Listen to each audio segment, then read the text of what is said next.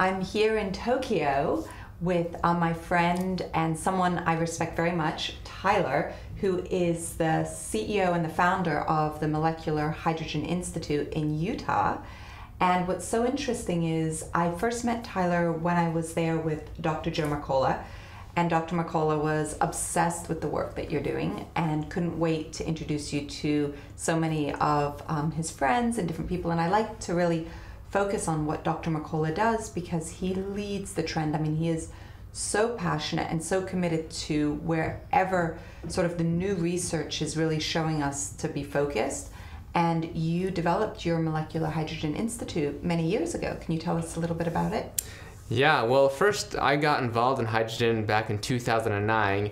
I was just reading and studying, and I came across an article published in 2007 in Nature Medicine by Dr. Ota, who you just interviewed. And I was like, wow, this is really interesting. So I looked at all the research, all the studies. There wasn't a lot at that time, maybe 20, 30 articles, but it was very interesting.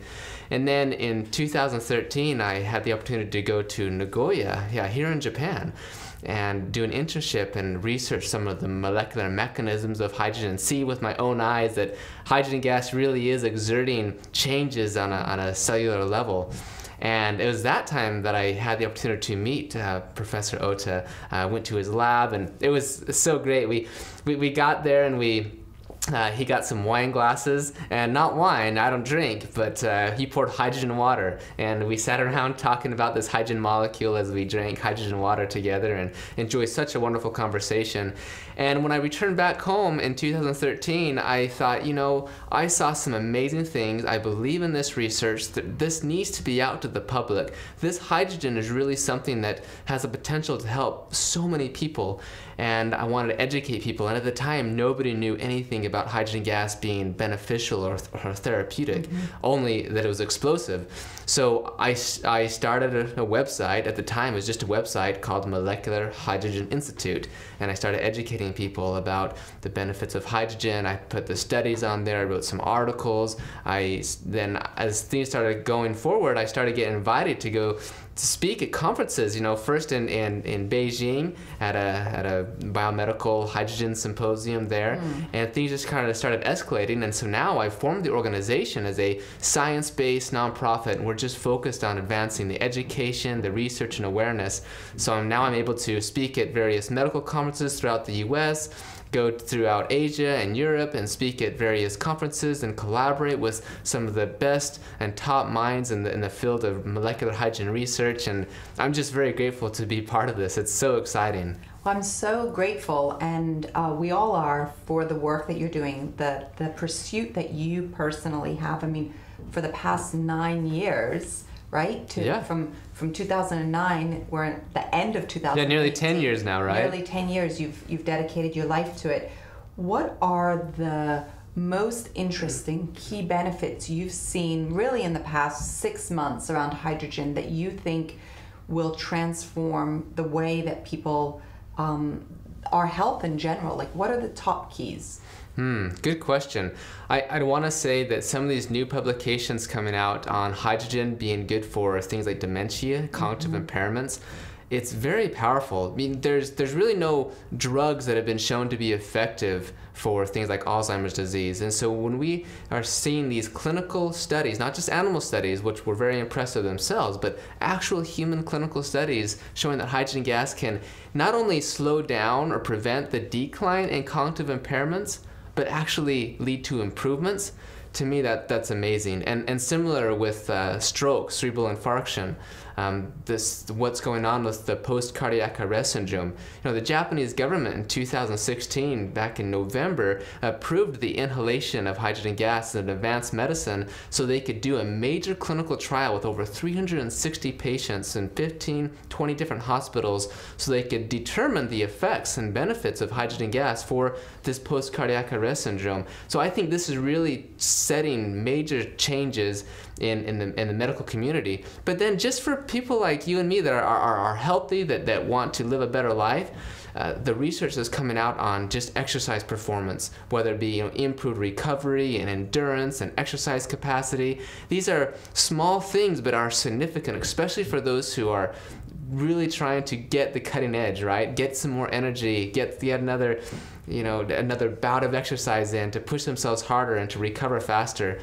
And then also the fact that hydrogen, just drinking hydrogen water, everyone drinks water, right? So you can just drink hydrogen water, and in one of the studies with healthy patients, so they're not patients, healthy people, right? Healthy subjects, they drank the water and they had improvements in mood and anxiety and decreased stress, which to me is so great. We published a study in Scientific Reports showing that hydrogen could increase the resilience to acute and chronic stress in mice, and we exposed them to forced swimming and changing their make so they can't sleep at all, and changing their food, like a whole bunch of things to cause all this stress. And those that drank hydrogen water, well, they fared a lot better, had a lot more resilience to the stress. And now again, we're seeing this transfer into these clinical studies with normal, healthy people who are just exposed to the stress of daily life, and they're able to drink hydrogen water. They have lower sympathetic nerve activation, so they're more, because sympathetic is like fight or flight, right? Just the whole time. And doing that all the time is really harmful on your body. So being more parasympathetic, more relaxed, more calm,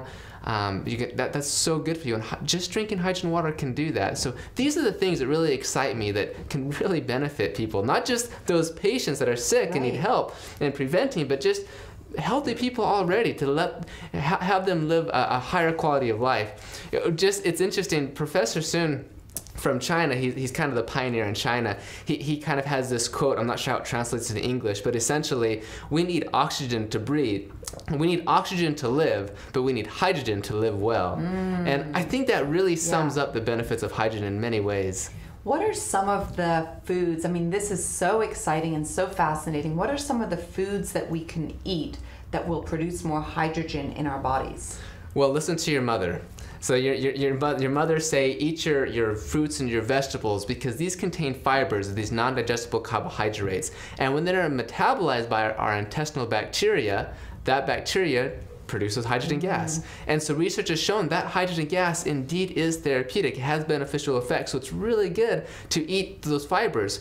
But it's also very curious, and it's one of the enigmas in hydrogen research, because when you compare eating fibers and producing a lot of hydrogen gas that way, compared to just drinking hydrogen water, which is actually a smaller amount of hydrogen gas, when you compare the two, often simply drinking hydrogen water is more effective than getting it from the fibers.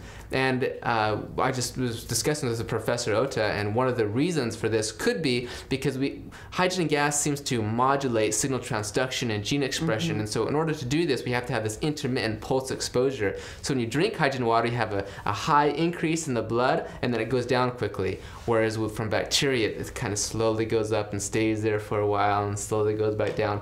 So it doesn't have the same effect on our genes and on our cells as does drinking hydrogen water. So what about the safety of it, right? It seems so new, even though the research, as you mentioned, Dr. Ota's been researching it for over 13 years. The research is there, it's really culminating. What about the safety, and can children take it? Yeah, excellent question. So far, there's no reported adverse effects from taking hydrogen, even at high concentrations. And scientifically, that's somewhat makes us skeptical, because if something has a beneficial effect, then it should have a noxious effect, especially at high doses, at high concentrations. We don't really see that with hydrogen. Even at cell culture at very high concentrations, or in animals or humans, we don't see that. And the safety is really well established, even before Professor Ota started his research 13 years ago, because they've actually used hydrogen gas to prevent decompression sickness in deep sea diving since the 1940s at literally hundreds, millions of times higher concentrations than what we use for therapeutic uses. And as we mentioned, it's produced by our bacteria, so we're always exposed to hydrogen gas. It's very natural. It's not some alien foreign substance or something. It's very natural to our bodies.